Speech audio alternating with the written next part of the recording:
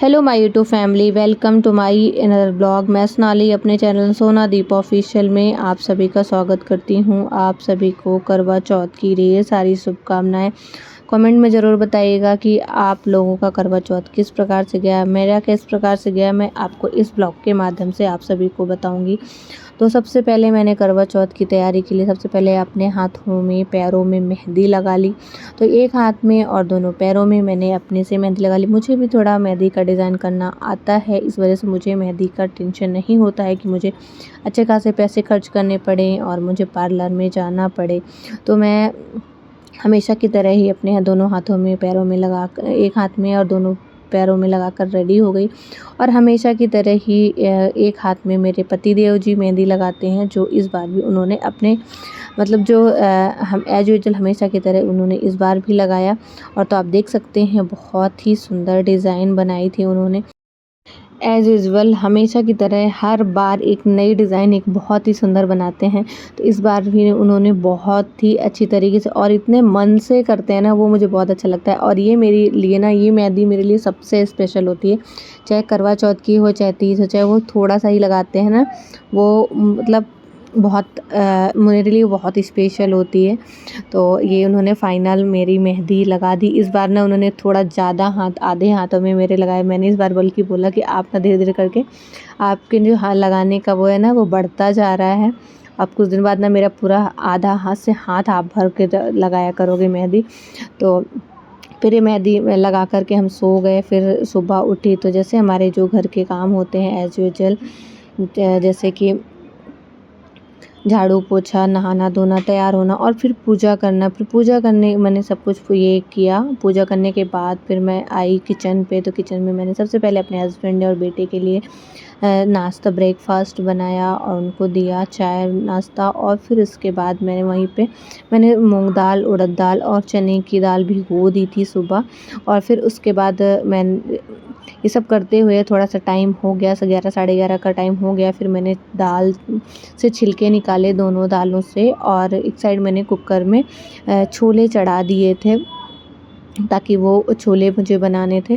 और इधर मैं दाल को धो करके साफ़ करके उनको पीस ली थी। तो उड़द दाल के मुझे दही भल्ले बनाने थे। और हमारे यहाँ पानी के बड़े बनते हैं, वो मैंने बनाया था। मूंग दाल से मुगौड़ी और मुगौड़े बनाए थे।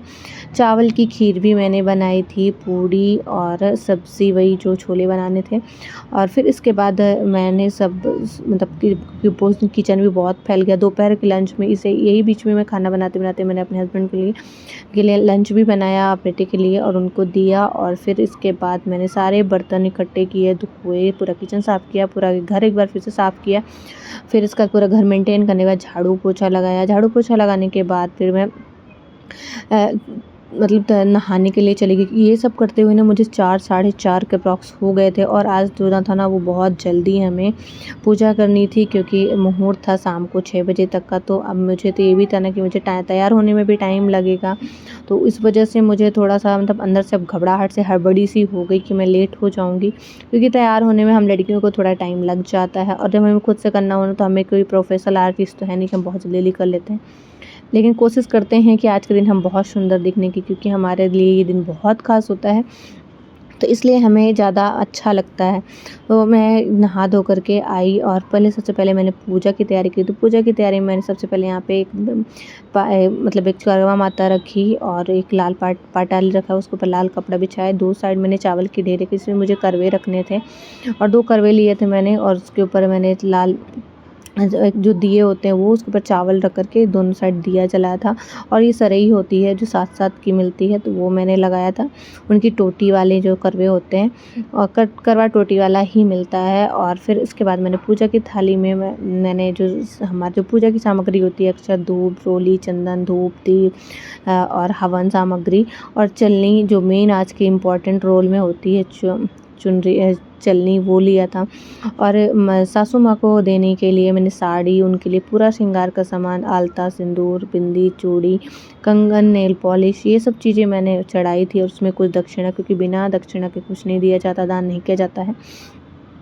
तो वो सब चीज़ें करके फिर मैं गई तैयार होने मुझे आधा पौना घंटा लग गया। फिर मैं तैयार होकर के, क्योंकि मैंने मांग टीका नहीं लगाया था क्योंकि लेट हो रहा था, फिर मैंने बाद में लगाया था। तो मैंने कहा चलो पहले पूजा कर लेती हूँ, उसके बाद जो भी चीज़ें होंगी वो कर लूँगी। फिर मैंने आलता वगैरह लगाया, नेल पॉलिश लगाई, आलता लगाया। फिर इसके बाद आकर के मैं बैठी पूजा में। तो पूजा जैसे हमारी सबसे पहले कलश देवता की होती है, फिर उसके बाद हम गणेश जी की और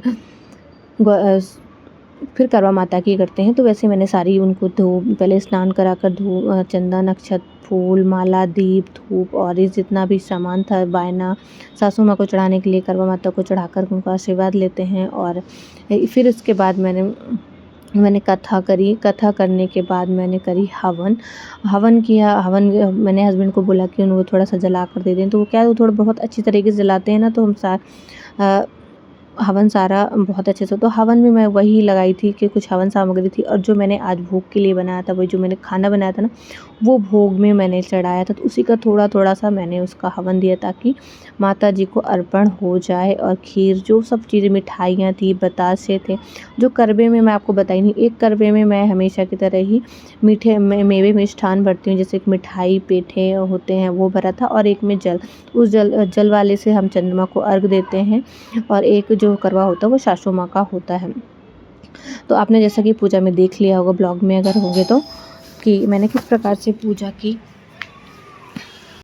आरती करने के बाद फिर मैंने उनको सबको घर पे घुमाया, और जो हमारे घर के भगवान जी थे उनकी भी मैंने आरती से पूजा करी। और फिर इसके बाद मैंने माँ से आशीर्वाद लिया, और सिक्के से मैंने माता से सुहाग लिया। मतलब सिक्के से मुझे लगाना था इस बार। उसमें मैंने एक जगह देखा था कि उस सिक्के से अगर आप सिंदूर लगाते हो तो लगाना चाहिए, शुभ मानते हैं। तो मैंने इस बार सिक्के से माता से सुहाग लिया, करवा माता से, कि हमेशा हमें ऐसे ही दिन दिखाना माँ, और हमेशा हमें हर साल बहुत आपकी सेवा और पूजा और अच्छे तरीके से करने की कोशिश करूँगी। तो ये सब पूजा करने के बाद फिर मैंने आशीर्वाद लिया। फिर अब जिसके बाद आशीर्वाद यहाँ से लेने के बाद फिर मैं, क्योंकि पूजा तो जल्दी हो गई थी और भी चाँद दिखने का लिए बहुत टाइम था, 1.5 से 2 घंटे। हमारे यहाँ 9, सवा 9 बजे तक हमें चाँद दिखा, क्योंकि टाइम तो था यहाँ पे जहाँ पे मैं हूँ 8:45 का था, और मेरी पूजा हो गई थी 7:15, 7:30 के पहले ही मैंने पूजा कर ली थी, क्योंकि जल्दी ही हमें बैठना था पूजा पे। तो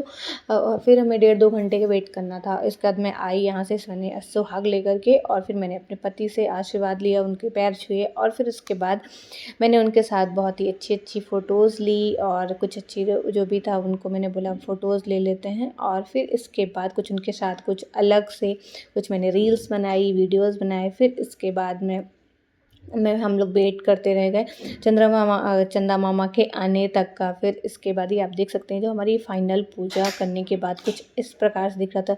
सच बताऊँ, जब पूजा हो जाती है ना, तो बहुत अच्छा, मन को इतनी शांति मिलती है। फिर जब चंद्रमा के आने का वक्त हो गया था, तो फिर हम लोग छत पे गए।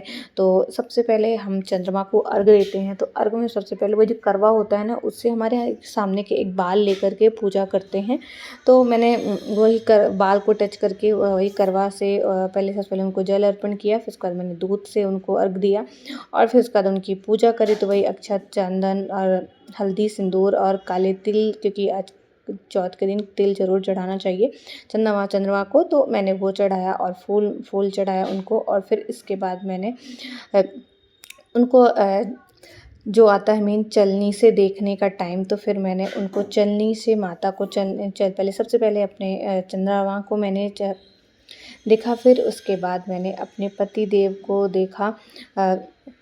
तो उनको जब चंद्रमा माता को पहले स्नान कराया ना, फिर उसके बाद पहले मैंने अपने हस्बैंड को भी कि चंदन, टीका, पूजा जो जिससे होता है ना, जल चढ़ाना, फिर उनको टीका लगाना, चावल का टीका लगाना, तो ये सब चीज़ें उनको करी। और फिर इसके बाद उनको भी मैंने चंदन लगाया, सिंदूर से टीका लगाया, और चावल से भी टीका लगाया, और उनको फूल वगैरह चढ़े। यहाँ पे थोड़ा सा मैं मस्करी कर रही थी उनके ऊपर, पहले एक बार फूल डाल, फिर वही बोलते यार बस करो, फूल मत डालो, कितना फूल डालोगी, थोड़ा यहाँ पे मस्ती मजाक हुआ। फिर इसके बाद मैंने मैंने उन चलनी से पहले चंद्रमा माता को देखा, फिर मैंने अपने पति देव जी को देखा, फिर वहाँ पे भी मैंने बनाई एक अच्छी सी रील बनाई थी और पूजा करने के बाद मैंने उनसे आशीर्वाद लिया, रील बनाई और फिर हम सब लोग नीचे आ गए थे और फिर उसके बाद हम आ गए, खाना वगैरह खाया। लेकिन हाँ, यहाँ पे फिर मेरे पति देव ने पानी भी पिलाया, जो मेन होता है आज का सबसे, कि आज हमको अपने पति देव के हाथ से पानी पीना होता है। और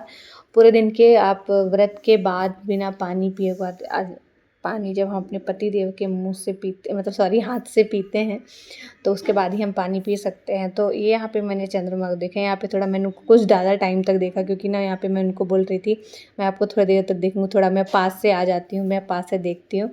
फिर यहाँ पे मैंने ये किया, फिर उसके बाद उन्होंने पानी पिलाया। तो उन्होंने जब मुझे ना मिठाई जब खिलाई ना, तो क्या है ना, जब अपन पानी पूरा दिन से आप गला सूखा होता है ना, तो आप कुछ खाओ तो उसे जाके गले में अटक जाता है।